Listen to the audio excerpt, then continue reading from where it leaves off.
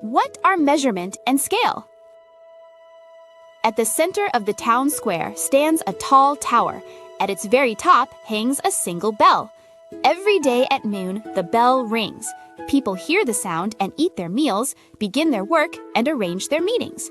The bell sound feels as natural as the rising and setting of the sun, and so the word noon settles into life as something beyond doubt. But a question arises here. Are we knowing time, or only the method used to define time? Measurement is the act of recognizing the properties of something and expressing their degree with numbers. Measuring length means identifying the two ends of an object and assigning a number to the difference between them. Weight and volume follow the same principle. Sensation is the starting point, but measurement does not stop there. To say how much, a number is ultimately required. A scale is the standard used to compare how much. For length, it may be the marks on a ruler. For weight, a set of weights on a scale. For time, a clock. The problem is that scales usually begin with what can be easily held, what is familiar, and what is easy to obtain. As a result, a scale can end up justifying itself. Even when a standard exists, what that standard ultimately rests on can become unclear. Let us return to the town mentioned earlier. One day, a boy became curious. How does the bell ring at noon every day without error? The boy asks the bell ringer. The bell ringer replies, "The town chief has an accurate clock. I ring the bell according to that clock."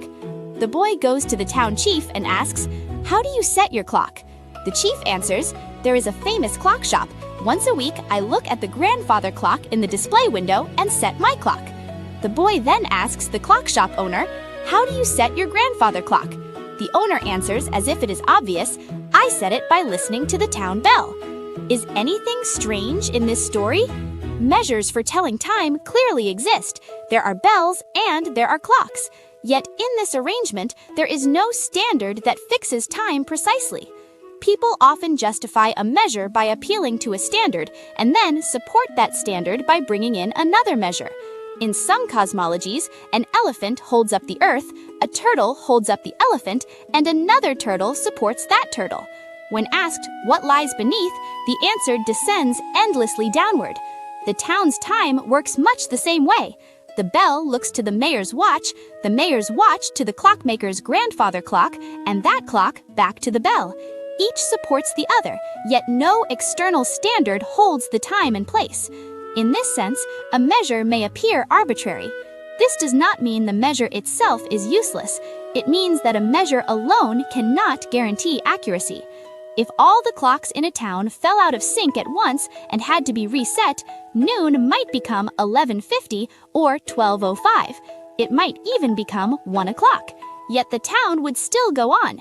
People would simply grow used to the new noon.